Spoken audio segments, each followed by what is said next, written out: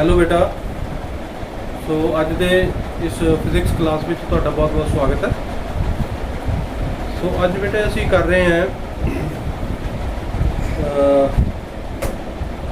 How is random error eliminated.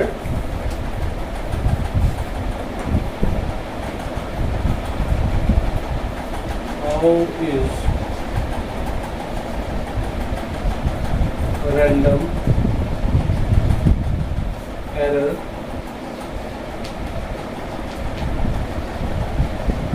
eliminated?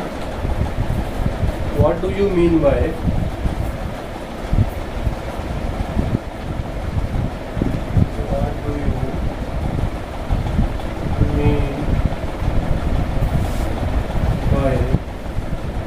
number one, absolute error,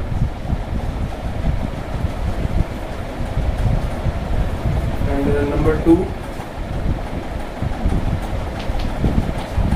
mean absolute error,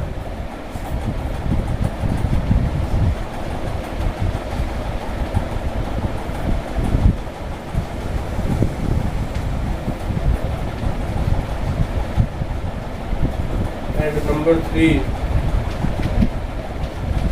relative error,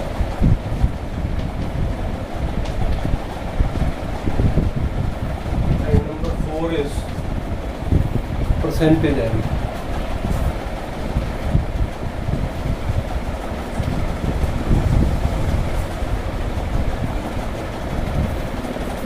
So it is a question है कि how is a random error eliminated?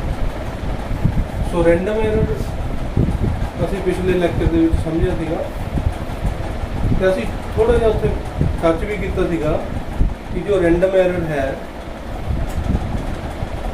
ਉਹਨੂੰ ਅਸੀਂ ਕਿੱਦਾਂ eliminate ਕਰ ਸਕਦੇ ਹਾਂ, ਕਿਸ ਤਰ੍ਹਾਂ ਅਸੀਂ ਮਿਨੀਮਾਈਜ਼ ਕਰ ਸਕਦੇ ਹਾਂ ਰੈਂਡਮ ਐਰਰ। ਸੋ ਰੈਂਡਮ ਐਰਰ ਵਾਸਤੇ ਮੈਂ ਤੁਹਾਨੂੰ ਇੱਕ ਐਗਜ਼ਾਮਪਲ ਦੇ ਨਾਲ ਸ਼ੋ ਕਰਨਾ। ਜਿਸ ਤਰ੍ਹਾਂ ਇੱਕ ਪੈਂਡੂਲਮ ਹੈ ਮੇਰੇ ਕੋਲ, ਠੀਕ ਹੈ। ਇਹ ਜਿਸ ਤਰ੍ਹਾਂ ਇੱਕ ਧਾਗੇ ਦਾ ਗੁੱਛਾ ਹੈ, ਉਹਦਾ ਇੱਕ धागा असी बाहर कढ़ लिया तो इन्हू बन लिया उपर, तो ये मेरे को बन गया पेंडुलम, ठीक है। तो हुण मैं इस पेंडुलम का टाइम पीरियड फाइंड करना चाहता। सो ये पेंडुलम जदों एक वाइब्रेशन कंप्लीट करेगा, ये मेन पोजीशन है, जिथे तक ये जाएगा वो एक्सट्रीम पोजीशन होएगी, ठीक है। तो मेन पोजीशन तो एक्सट्रीम पोजीशन गया, फिर दूजे पासे एक्सट्रीम पोजीशन गया, फिर दोबारा मेन पोजीशन से आ गया, मतलब एक वाइब्रेशन कंप्लीट हो गई। जिस तरह सपोज इत्थों स्टार्ट करिए जे आप मान लो स्टार्टिंग पॉइंट ये है, तो इत्थों जाके जो फिर इत्थे आएगा तो एक वाइब्रेशन कंप्लीट हो जाएगी। हुण असीं वो टाइम नोट करना चाहते हैं।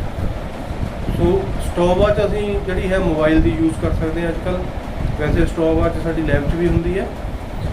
तो जदों मैं इत्थों इहनूं छड्डिया, ਹੁਣ ਮੰਨ ਲਓ ਸਟੋਪਵਾਚ ਮੈਂ ਨਾਲ ਦੀ ਨਾਲ ਔਨ ਕਰਤੀ, ਇਹ ਆ ਨਾਲ ਹੀ ਔਨ ਕਰਕੇ ਨਾਲ ਹੀ ਆਫ ਕਰਤੀ, ਠੀਕ ਹੈ। ਮੇਰੇ ਕੋਲ ਕੁਛ ਨਾ ਕੁਛ ਟਾਈਮ ਆ ਗਿਆ, ਉਹ ਇਹਦਾ ਟਾਈਮ ਪੀਰੀਅਡ ਹੋ ਗਿਆ ਕਿ ਪੈਂਡੂਲਮ ਇੱਕ ਵਾਈਬ੍ਰੇਸ਼ਨ ਕਿੰਨੇ ਟਾਈਮ 'ਚ ਪੂਰੀ ਕਰਦਾ। ਪਰ ਇਹਦੇ 'ਚ ਐਰਰ ਹੋ ਸਕਦੀ ਹੈ, ਕਿਉਂਕਿ ਮੈਂ ਸਿਰਫ ਇੱਕ ਵਾਈਬ੍ਰੇਸ਼ਨ ਵਾਸਤੇ ਹੀ ਟਾਈਮ ਨੋਟ ਕੀਤਾ। ਪਰ ਜੇ ਮੈਂ ਇਸ ਤਰ੍ਹਾਂ ਦੀਆਂ ਜਦੋਂ ਮੈਂ ਇੱਕ ਵਾਰੀ ਸਟੋਪਵਾਚ ਔਨ ਕੀਤੀ, ਮੰਨ ਲਓ ਦੇਖੋ ਇੱਥੋਂ ਛੱਡਿਆ ਇਹਨੂੰ, ਇਹ 1 2 3 4 5, ਹੁਣ ਜਿੱਦਾਂ 5 ਵਾਈਬ੍ਰੇਸ਼ਨ ਕੰਪਲੀਟ ਹੋਈਆਂ ਤੇ ਮੈਂ ਸਟੋਪਵਾਚ ਉਹਨੂੰ ਪੌਜ਼ ਕਰ ਦਿੱਤਾ ਤੇ ਮੈਂ ਟਾਈਮ ਨੋਟ ਕਰ ਲਿਆ। ਹੁਣ ਉਹ ਜਿਹੜਾ ਟਾਈਮ ਹੈ ਉਹ ਮੇਰੇ ਕੋਲ ਆਇਆ 5 ਵਾਈਬ੍ਰੇਸ਼ਨ ਦਾ, ਠੀਕ ਹੈ ਨਾ। ਤੇ ਉਸ ਟੋਟਲ ਟਾਈਮ ਨੂੰ ਮੈਂ 5 ਨਾਲ डिवाइड कर दिता तो मेरे को एक वाइब्रेशन का टाइम आ गया। सो ये तरीका है रैंडम एरर नू मिनीमाइज करने का, कि असी उहदे च ज़्यादा जिहड़ियां है वाइब्रेशन जिस तरह ज़्यादा रीडिंग्स लईए, ठीक है। रीडिंग्स जिहड़ियां है वो ज़्यादा ले ली आपां, ते ज़्यादा वाइब्रेशन वास्ते रीडिंग ले ली, फिर उन्होंने डिवाइड कर लिया। एक तरीका तो यह है। दूसरा ਜਦੋਂ ਅਸੀਂ ਇਸੇ ਤਰੀਕੇ ਨੂੰ ਬਾਰ-ਬਾਰ ਕੀਤਾ, ਉਸ ਪਿਛਲੇ ਲੈਕਚਰ ਦੇ ਵਿੱਚ ਮੈਂ ਤੁਹਾਨੂੰ ਇੱਕ ਟੇਬਲ ਦਿਖਾਇਆ ਸੀਗਾ ਜਿਹਦੇ 'ਚ 38 38 38 ਸੀਗਾ, ਫਿਰ ਉਹਦਾ ਮੀਨ ਅੱਗੇ 38, ਮਤਲਬ ਉਸੇ ਪ੍ਰੈਕਟੀਕਲ ਨੂੰ ਅਸੀਂ ਪਹਿਲਾਂ ਤਾਂ ਵਾਈਬ੍ਰੇਸ਼ਨ, ਨੰਬਰ ਆਫ ਵਾਈਬ੍ਰੇਸ਼ਨ ਆਪਾਂ ਜ਼ਿਆਦਾ ਲਈਆਂ, ਨੰਬਰ 1, ਠੀਕ ਹੈ। ਨੰਬਰ 2, ਇਸ ਪ੍ਰੈਕਟੀਕਲ ਨੂੰ, ਇਸ ਐਕਸਪੈਰੀਮੈਂਟ ਨੂੰ ਅਸੀਂ ਰਿਵਾਈਜ਼ ਕਰ ਲਿਆ 3 ਵਾਰ, ਨੰਬਰ 2 ਤੇ ਨੰਬਰ 3 ਜਿਹੜੀ ਉਹ 3 ਰੀਡਿੰਗਸ ਆਈਆਂ, ਉਹਨਾਂ ਦਾ ਫਿਰ ਅਸੀਂ ਮੀਨ ਫਾਈਂਡ ਕਰ ਲਿਆ ਅੱਗੇ।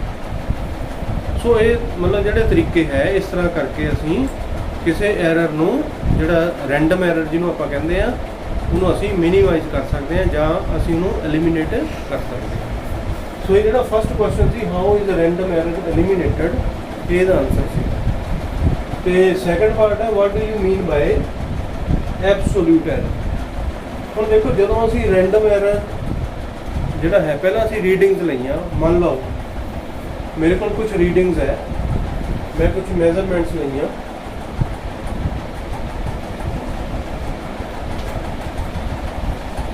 ਤੇ ਮੇਰੇ ਕੋਲ ਜਿਹੜੀਆਂ ਮੈਜ਼ਰਮੈਂਟਸ ਆ ਉਹ ਸਪੋਜ਼ ਆਈ 2.63 ਤੇ ਦੂਸਰੀ ਮੈਜ਼ਰਮੈਂਟ ਆਈ ਮੇਰੇ ਕੋਲ 2.56 ਤੇ ਤੀਸਰੀ ਆਈ ਮੇਰੇ ਕੋਲ 2.42 ਤੇ ਚੌਥੀ ਰੀਡਿੰਗ ਹੈ 2.71 ਤੇ ਪੰਜਵੀਂ ਰੀਡਿੰਗ ਹੈ ਮੇਰੇ ਕੋਲ 2.80। ਇਹ ਮੇਰੇ ਕੋਲ ਮੈਜ਼ਰਮੈਂਟਸ ਆ ਗਈਆਂ, ਠੀਕ ਹੈ।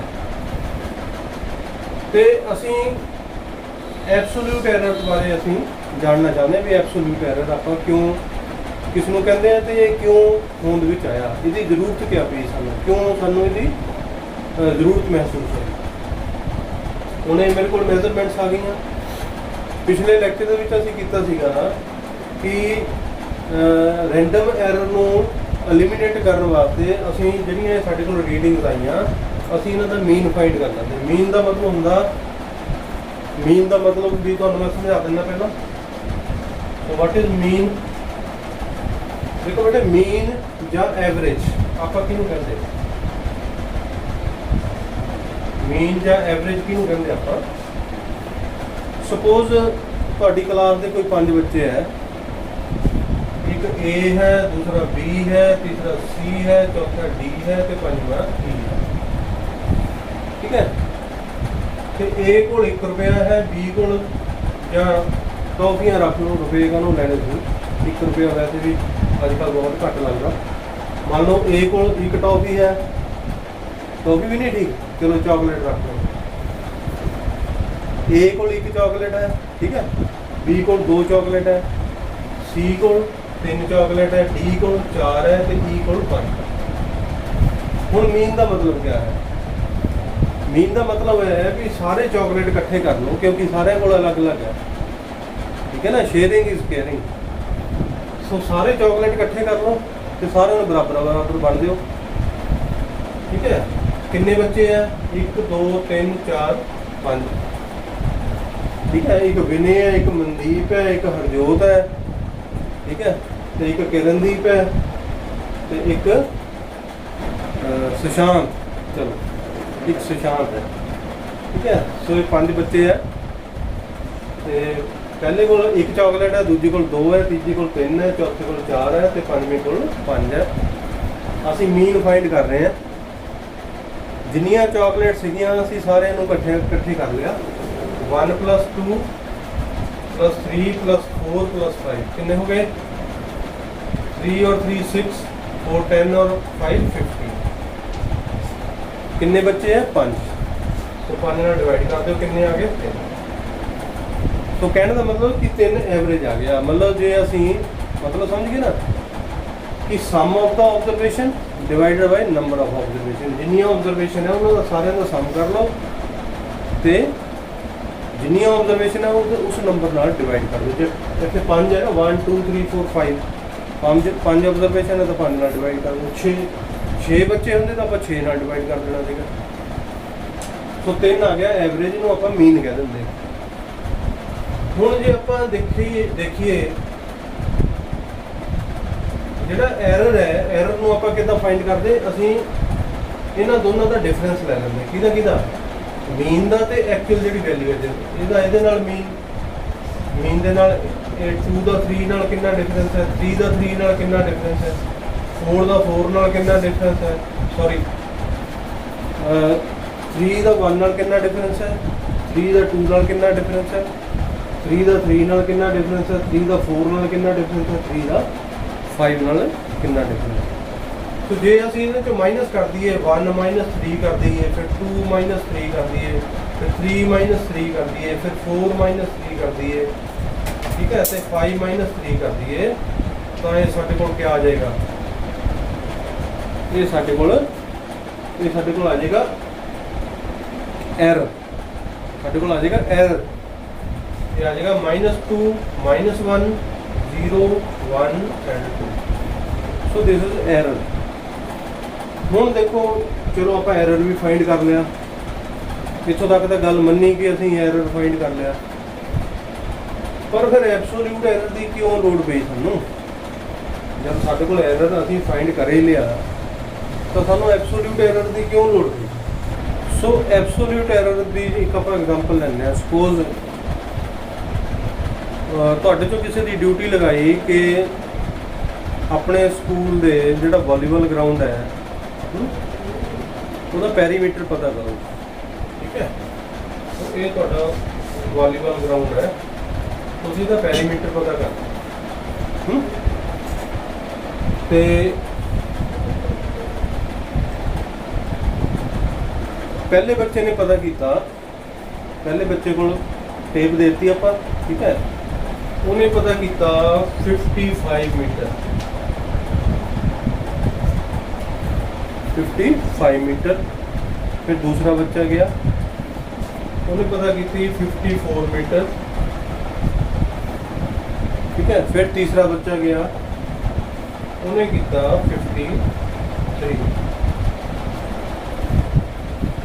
ਠੀਕ ਹੈ। ਤੇ ਜਿਹੜੀ ਸਾਡੇ ਕੋਲ ਰੀਅਲ ਵੈਲਿਊ ਹੈ, ਜੋ ਸਾਡੀ ਬੁੱਕ 'ਚ ਲਿਖੀ ਹੋਈ ਹੈ, ਉਹ ਹੈ 54 ਮੀਟਰ, ਠੀਕ ਹੈ। ਜਦੋਂ ਅਸੀਂ ਇਹਦੀ ਐਵਰੇਜ ਕੱਢੀ, ਮੀਨ ਕੱਢਿਆ, ਤਾਂ ਸਾਡੇ ਕੋਲ ਆ ਗਿਆ 5 + 4 9 + 3 12 162, ਤੇ ਨੰਬਰ ਆਫ ਆਬਜ਼ਰਵੇਸ਼ਨ ਕਿੰਨੀ ਹੈ 1 2 and 3। ਤੇ ਜਦੋਂ ਅਸੀਂ ਇਹਨੂੰ 3 ਨਾਲ ਡਿਵਾਈਡ ਕੀਤਾ ਤਾਂ ਸਾਡੇ ਕੋਲ ਆ ਗਿਆ 3 5 ਦਾ 15, 3 4 ਦਾ 12। ਮਤਲਬ ਜੋ ਸਾਡੇ ਕੋਲ ਮੀਨ ਆਇਆ ਉਹ ਟਰੂ ਵੈਲਿਊ ਦੇ ਨਾਲ ਮੈਚ ਕਰ ਰਿਹਾ ਸੀਗਾ। This is mean, this is true value. So ਇਹ ਦੋਨੇ one and same thing. True value ਵੀ 54 ਮੀਟਰ ਹੈ ਤੇ ਮੀਨ ਵੀ 54 ਮੀਟਰ ਹੈ। ਇਟ ਮੀਨਸ, ਇਹਦਾ ਮਤਲਬ ਇਹ ਹੋਇਆ ਕਿ ਕਿਸੇ ਬੱਚੇ ਨੇ ਕੋਈ ਗਲਤੀ ਨਹੀਂ ਕੀਤੀ। ਕਿ ਤੁਸੀਂ ਇਦਾਂ ਮੰਨ ਸਕਦੇ ਹੋ ਕਿ ਇੱਥੇ ਕਿਸੇ ਬੱਚੇ ਨੇ ਕੋਈ ਗਲਤੀ ਨਹੀਂ ਕੀਤੀ। 54 ਮੀਟਰ ਨੂੰ ਕੋਈ ਬੱਚਾ 55 ਮੀਟਰ ਮੈਜ਼ਰ ਕਰ ਰਿਹਾ ਤੇ 54 ਮੀਟਰ ਨੂੰ ਇੱਕ ਬੱਚਾ 53 ਮੀਟਰ ਮੈਜ਼ਰ ਕਰ ਰਿਹਾ, ਠੀਕ ਹੈ।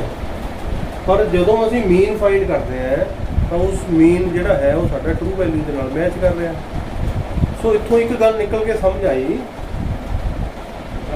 ਸਾਨੂੰ ਇੱਕ ਗੱਲ ਸਮਝ ਆਈ ਹੈ ਕਿ ਟਰੂ ਵੈਲਿਊ ਤੇ ਮੀਨ ਵਿੱਚ ਕੋਈ ਡਿਫਰੈਂਸ ਨਹੀਂ ਹੈ। ਇਹਦਾ ਮਤਲਬ ਅਸੀਂ ਇੱਥੇ ਕੋਈ ਵੀ ਗਲਤੀ ਨਹੀਂ ਕੀਤੀ। ਜੇ ਅਸੀਂ ਐਰਰ ਦੀ ਗੱਲ ਕਰੀਏ ਤਾਂ ਐਰਰ ਕਿੰਨਾ ਹੋਇਆ? ਹੁਣ ਆਪਾਂ ਐਰਰ ਦੇਖਦੇ ਹਾਂ। ਉਹ ਐਰਰ ਕਿੰਨਾ ਹੋਇਆ? ਇਹ ਤਾਂ ਗੱਲ ਸੀਗੀ ਟਰੂ ਵੈਲਿਊ ਔਰ ਜੋ ਆਪਾਂ ਰੀਡਿੰਗ ਲਈਆਂ ਉਹਦੀ ਤੇ ਮੀਨ।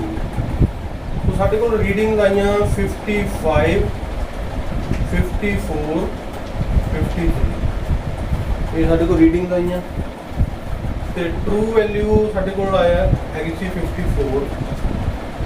ਤੇ ਜਦੋਂ ਅਸੀਂ ਇਹਨਾਂ ਦੋਨਾਂ ਦਾ ਡਿਫਰੈਂਸ ਲਿਆ, ਕਿਉਂਕਿ ਟਰੂ ਵੈਲਿਊ ਤੇ ਐਕਚੁਅਲ ਵੈਲਿਊ ਦਾ ਜਿਹੜਾ ਡਿਫਰੈਂਸ ਹੈ ਉਹਨੂੰ ਹੀ ਆਪਾਂ ਐਰਰ ਕਹਿੰਦੇ। ਸੋ ਐਰਰ ਕਿੰਨੀ ਆ ਗਈ ਸਾਡੇ ਕੋਲ 55 - 54 1, 54 - 54 0, 53 - 54 -1। ਅਸੀਂ ਇਹਨਾਂ ਨੂੰ ਐਡ ਕੀਤਾ ਤਾਂ 1 + 0 + -1 is 0। ਮਤਲਬ ਆਪਾਂ ਕੋਈ ਵੀ ਐਰਰ ਨਹੀਂ ਕੀਤੀ, ਬਟ ਐਕਚੁਅਲੀ ਇਦਾਂ ਨਹੀਂ ਹੈ, ਐਰਰ ਅਸੀਂ ਕੀਤੀ ਹੈ। ਸੋ ਫਿਰ ਇੱਥੇ ਡਿਸਾਈਡ ਕੀਤਾ ਗਿਆ ਕਿ ਜਿਹੜੀ ਐਰਰ ਦੇ ਨਾਲ ਕੋਈ ਵੀ ਸਾਈਨ ਆ ਰਿਹਾ, ਕਿਉਂਕਿ ਇਹ 1 ਪਲੱਸ ਹੈ, ਇੱਥੇ ਬੱਚੇ ਨੇ ਜ਼ਿਆਦਾ ਮੈਜ਼ਰ ਕਰ ਲਿਆ, ਇੱਥੇ ਬੱਚੇ ਨੇ ਘੱਟ ਮੈਜ਼ਰ ਕੀਤਾ। एक्चुअल वैल्यू नालों, पर गलती हुई है। इस करके ये डिसाइड किया गया कि जिहड़ी ये एरर है इत्थे साइन का कोई भी महत्व ना होवे, ਅਸੀਂ ਇਹਦੀ ਇੱਕ ਐਬਸੋਲੂਟ ਵੈਲਿਊ ਲੈ ਲਈਏ। ਐਬਸੋਲੂਟ ਵੈਲਿਊ ਮਤਲਬ ਉਹਦਾ ਅਸੀਂ ਮੋਡ ਲੈ ਲਈਏ। ਜਿਸ ਤਰ੍ਹਾਂ ਮੋਡ -a ਹੈ ਜੇ, ਤਾਂ ਉਹਦਾ ਮੋਡ ਕਿੰਨਾ ਹੋਏਗਾ, +a ਹੋਏਗਾ। ਔਰ ਜੇ +a ਹੈ ਆਲਰੇਡੀ ਤਾਂ ਵੀ +a ਹੋਏਗਾ। ਤੁਸੀਂ 6ਵੀਂ 7ਵੀਂ 'ਚ ਨਿਰਪੇਖ ਕੀਮਤਾਂ ਪੜ੍ਹੀਆਂ ਹੋਣੀਆਂ, ਐਬਸੋਲੂਟ ਵੈਲਿਊ ਜਾਂ ਮੋਡ। ਜੇ ਸਾਡੇ ਕੋਲ -5 ਹੈ ਤਾਂ ਉਹਦਾ ਮੋਡ ਕਿੰਨਾ ਹੋਏਗਾ, ਤਾਂ 5 ਹੋਏਗਾ। ठीक है, जे 5 है फिर कितना होएगा, फिर भी 5 होएगा। ठीक है, सो इस एब्सोल्यूट का मतलब है कि जे कोई नेगेटिव है तो वो पॉजिटिव हो जाएगा, तो जे कोई पॉजिटिव वैल्यू ऑलरेडी तो वो पॉजिटिव ही रहेगी। सो इत्थे जिहड़ियां साडे कोल एरर आईयां ਉਹਦੇ 'ਚ ਜੇ ਆਪਾਂ ਐਬਸੋਲੂਟ ਦੀ ਵੈਲਿਊ ਲਈਏ ਤਾਂ ਵਾਟ ਇਜ਼ ਐਬਸੋਲੂਟ ਵੈਲਿਊ, ਇਹ ਜਿਹੜਾ 1 ਹੈ 1 ਹੀ ਰਹੇਗਾ, 0 0 ਹੀ ਰਹੇਗਾ, ਤੇ ਜਿਹੜਾ -1 ਹੈ ਉਹ 1 ਹੋ ਜਾਏਗਾ। ਕਿਉਂਕਿ ਅਸੀਂ ਜੇ ਆਪਾਂ ਮੈਂ ਤਾਂ ਤੁਹਾਨੂੰ ਲਿਖ ਕੇ ਦਿਖਾਵਾਂ ਇਸ ਤਰ੍ਹਾਂ ਤਾਂ ਮੇਰੇ ਕੋਲ ਇਹ 1 ਆ ਜਾਏਗਾ, ਇਹ ਮੇਰੇ ਕੋਲ 0 ਆ ਜਾਏਗਾ, ਇਹ ਮੇਰੇ ਕੋਲ 1। ਠੀਕ ਹੈ, ਤੇ ਹੁਣ ਮੇਰੇ ਕੋਲ ਟੋਟਲ ਐਰਰ ਕਿੰਨੀ ਹੋ ਗਈ, 2। ਠੀਕ ਹੈ, ਸੋ ਦਿਸ ਇਜ਼ ਐਬਸੋਲੂਟ। ਐਬਸੋਲੂਟ ਦਾ ਮਤਲਬ ਇਹ ਹੈ, ਸਮਝ ਆ ਗਈ ਸਾਰਿਆਂ ਨੂੰ। ਤੇ ਹੁਣ ਆਪਾਂ ਜਿਹੜਾ ਕੁਐਸਚਨ ਸਟਾਰਟ ਕੀਤਾ ਸੀ ਉਹਨੂੰ ਅੱਗੇ ਚਲਾਉਂਦੇ ਆ। ਮੇਰੇ ਕੋਲ ਕੁਐਸਚਨ ਸੀਗਾ, ਇਹ ਤੁਹਾਡੀ NCERT ਦੀ ਬੁੱਕਸ ਦੇ ਵਿੱਚ ਹੈਗਾ ਕੁਐਸਚਨ। ਠੀਕ ਹੈ, ਤੇ ਮੈਂ ਇਹਦੇ 'ਤੇ ਤੁਸੀਂ ਸਟੇਟਮੈਂਟ ਤੁਹਾਨੂੰ ਮੈਂ ਸਕਰੀਨ 'ਤੇ ਦਿਖਾ ਦਿੰਦਾ, ਤੁਸੀਂ ਉਹ ਨੋਟ ਕਰ ਲੈਣੇ। ਤੇ 2.63, 2.56, 2.42, 2.71 ਤੇ 2.80, 1 2 3 4 5 5 ਰੀਡਿੰਗਸ ਸਾਡੇ ਕੋਲ ਹੈਗੀਆਂ। फिर आप इसका मीन फाइंड कर लिया। इन्हों आप A1 A2 A3 A4 तो A5 का नाम देता। ठीक है, तो फिर असी इसका मीन फाइंड किया, मतलब A बार जो हमने आप मीन कढ़िया सी चॉकलेट वाला, याद है ना। सो वो आप मीन फाइंड कर लेना। मीन किस तरह फाइंड करना तुहानूं याद होना, चॉकलेट्स नूं असीं सारियां नूं जोड़ लिया सीगा, फिर जिन्ने बच्चे थे उन्होंने डिवाइड करता सी। ये भी असीं इन्हां सारिਆਂ ਨੂੰ जोड़ लवांगे, जिन्ना साडे कोल जोड़ आएगा इत्थे। ठीक है, उन्होंने असीं 1 2 3 4 5 ਦੇ ਨਾਲ डिवाइड कर देंगे। तो तुसीं इन्हूं जोड़ लेना पहले। ठीक है, जिन्ना जोड़ आए उन्होंने 5 ਨਾਲ ਜਦੋਂ डिवाइड करोगे तो तुहाडे कोल आ जाएगा 2.62 आ जाएगा, 2.62। तो फिर असीं ਇਹਦੇ 'ਚ एरर फाइंड करना। ਹੁਣ एरर ਨੂੰ ਆਪਾਂ ਕਹਿੰਦੇ delta A। So what is delta A? Delta is the difference of measurement and mean value। मतलब ਜੇ A1 ਹੈ ਤਾਂ ਅਸੀਂ ਇੱਥੇ ਕਰਾਂਗੇ, ਇਹਦੇ ਸਾਹਮਣੇ ਅਸੀਂ ਕਰਾਂਗੇ A1 ਮਾਈਨਸ A mean, मतलब जो मीन वैल्यू ਉਹਦੇ ਚੋਂ ਮਾਈਨਸ ਕਰ ਦੇंगे। ਇਹਦੇ ਸਾਹਮਣੇ ਕਰਾਂਗੇ A2 minus mean of A, ਫਿਰ ਆਪਾਂ A3 minus mean value, A4 minus mean value तो A5 माइनस मीन वैल्यू। तो ये साडे कोल इहनूं आपां किद्दां पढ़ांगे, डेल्टा A। तो डेल्टा A किस तरह फाइंड करना, जदों हुण असीं जिहड़ा A मीन है वो तो साडे कोल वैल्यू A आ गई 2.62, A1 माइनस 2.63 चों इहनूं माइनस कीता कितना आ गया, 0.01 आ गया, तो इत्थे आ गया 0.01। फिर असीं 2.56 को इनू माइनस किया। हुण देखो असीं A2 विचों इनू माइनस कर रहे हैं, 2.56 माइनस 2.62, छोटी चो वड्डी रकम घटा रहे हैं, मतलब वड्डी का साइन आएगा तो इत्थे साडे कोल आ जाएगा इक्वल टू नैगेटिव ऑफ। तो जदों इहनूं घटाया तो 12 चों 6 गए 6, 0.06। तो जदों इत्थे माइनस करांगे A3 साडे कोल है ये वाला, तो ये भी छोटी वैल्यू है 2.62 नालों। तो जो ये माइनस करेंगे मेरे को आ जाएगा -0.2। ठीक है ना, क्योंकि 6 - 4 2 हो गया, तो ਤੇ 2 - 2 ਜਿਹੜਾ ਹੈ ਉਹ 0 ਹੋ ਗਿਆ। ਇਸੇ ਤਰ੍ਹਾਂ ਜਦੋਂ ਮੈਂ 2.71 ਮਾਈਨਸ ਇਹ ਕਰਾਂਗਾ ਤਾਂ ਮੇਰੇ ਕੋਲ ਆ ਜਾਏਗਾ -0.09 ਤੇ ਫਿਰ ਜਦੋਂ ਇਹਦੇ ਚੋਂ ਇਹਨੂੰ ਮਾਈਨਸ ਕਰੂੰਗਾ ਤਾਂ ਮੇਰੇ ਕੋਲ ਆ ਜਾਏਗਾ -0.18। ਠੀਕ ਹੈ, तो ये मेरे को वैल्यूज आ गई। सॉरी इतने माइनस नहीं आएगा क्योंकि ये वड्डी रकम है, इतने भी वड्डी है, इतने भी माइनस नहीं आएगा। ठीक है ना, तो ये 2 ਦੇ ਨਾਲ माइनस आऊगा क्योंकि ये 2 वैल्यूज ਜਿਹੜੀਆਂ है 2.62 ਨਾਲੋਂ ਛੋਟੀਆਂ ਹੈ। ਜਦੋਂ ਇਹਨੂੰ 2.62 ਮਾਈਨਸ ਕਰਾਂਗੇ ਤਾਂ ਸਾਡੇ ਕੋਲ ਨੈਗੇਟਿਵ ਵੈल्यू ਆਏਗੀ। ਅਦਰਵਾਈਜ਼ ਇਹ ਤਿੰਨੋਂ ਕੇਸਿਸ ਦੇ ਵਿੱਚ ਇੱਕ ਇਹ ਤਿੰਨਾਂ 'ਚ ਆ ਵੈल्यूज ਵੱਡੀਆਂ ਇਸ ਕਰਕੇ ਪੋਜ਼ਿਟਿਵ ਹੀ ਵੈल्यू ਆਏਗੀ। ਸੋ ਇਹ ਮੇਰੇ ਕੋਲ ਆ ਗਿਆ ਐਰਰ। ਹੁਣ ਜਿੱਦਾਂ ਪਿਛਲੀ ਗੱਲ ਮੈਂ ਤੁਹਾਨੂੰ ਸਮਝਾਈ ਸੀਗੀ ਵਾਲੀਬਾਲ ਦੇ ਗਰਾਊਂਡ ਵਾਲੀ, ਵਾਲੀਬਾਲ ਦੇ ਗਰਾਊਂਡ 'ਚ ਇੱਕ ਬੱਚੇ ਨੇ 53 ਮੇਜ਼ਰ ਕੀਤਾ, ਇੱਕ ਨੇ 54 ਤੇ ਇੱਕ ਨੇ 55। ਠੀਕ ਹੈ, ਪਰ ਆਪਾਂ ਜੇ ਉਹਦਾ ਮੀਨ ਕੱਢਿਆ ਸੀ ਜਦੋਂ ਤਾਂ ਸਾਡੇ ਕੋਲ 0 ਆ ਗਿਆ ਸੀ। ਸੋ ਉੱਥੋਂ ਸਾਨੂੰ ਇਹ ਪਤਾ ਲੱਗਿਆ ਸੀਗਾ ਕਿ ਜਿਹੜਾ ਹੈ ਐਰਰ ਕੋਈ ਵੀ ਨਹੀਂ ਹੋਈ, ਬਟ ਐਕਚੁਅਲੀ ਐਰਰ ਹੋਈ ਹੈ। ਸਾਨੂੰ ਪਤਾ ਹੈ ਕਿ ਬੱਚੇ ਨੇ ਦੋ ਬੱਚਿਆਂ ਨੇ ਤਿੰਨਾਂ ਚੋਂ 2 ਨੇ ਗਲਤ ਮੈਜ਼ਰਮੈਂਟ ਲਈ ਹੈ, ਇੱਕ ਬੱਚੇ ਨੇ ਸਹੀ ਮੈਜ਼ਰਮੈਂਟ ਲਈ ਸੀ। ਹੁਣ ਇਸੇ ਤਰੀਕੇ ਨਾਲ ਅਸੀਂ ਉਹੀ ਮੈਥਡ ਨੂੰ ਇੱਥੇ ਯੂਜ਼ ਕਰਾਂਗੇ। ਅਸੀਂ ਐਰਰ ਤੋਂ ਬਾਅਦ ਕੀ ਫਾਈਂਡ ਕਰਾਂਗੇ? ਐਬਸੋਲੂਟ ਐਰਰ ਫਾਈਂਡ ਕਰਾਂਗੇ। तो एब्सोल्यूट एरर कितना आएगा? एब्सोल्यूट एरर,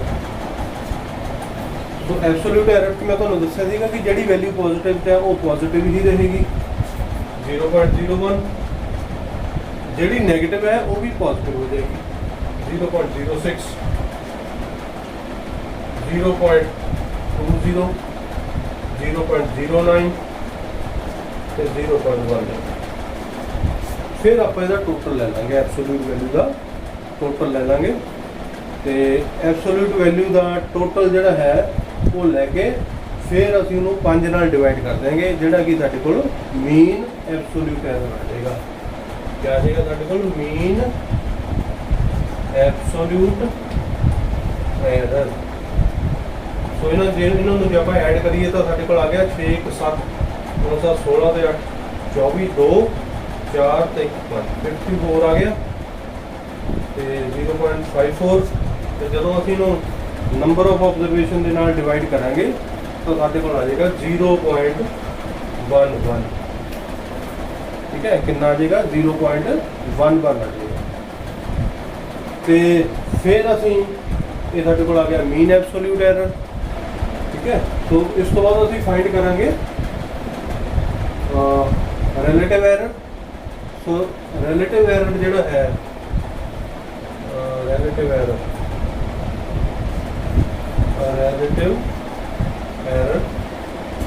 एरर कितना आएगा? जो साडे कोल मीन एब्सोल्यूट एरर आया कितना आया साडे कोल? 0.11।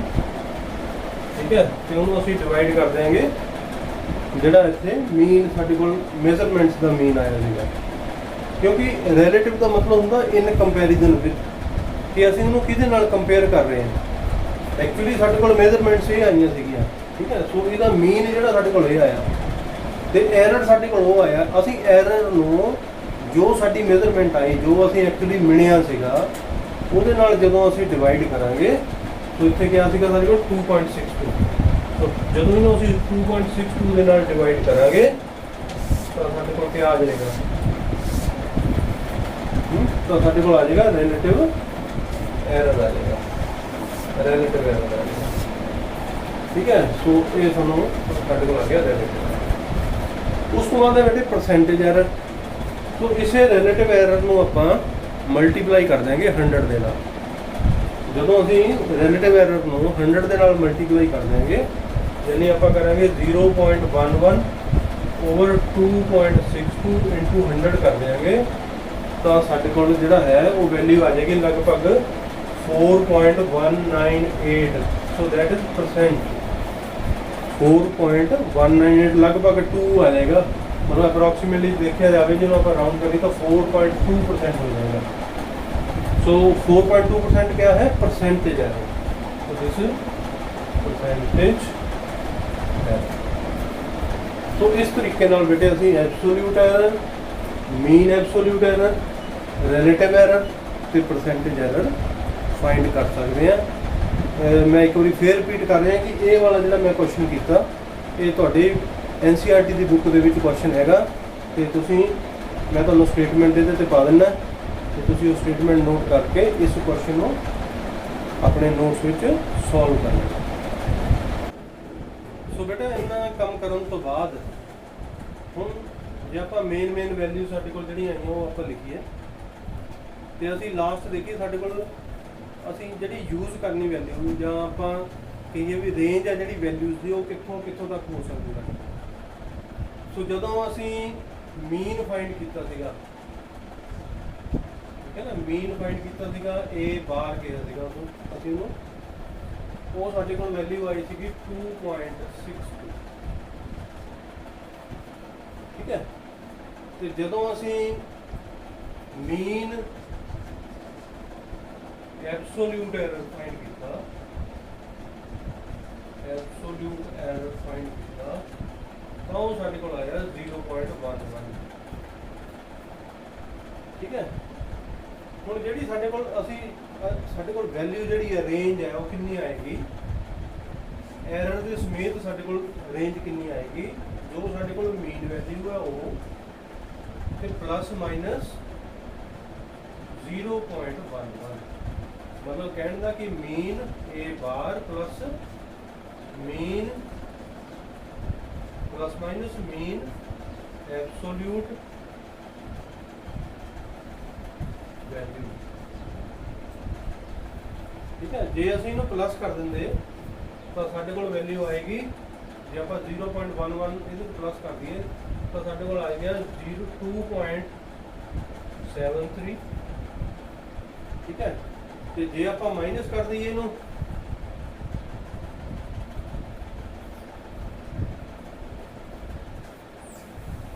तो कट कर देंगे बस बस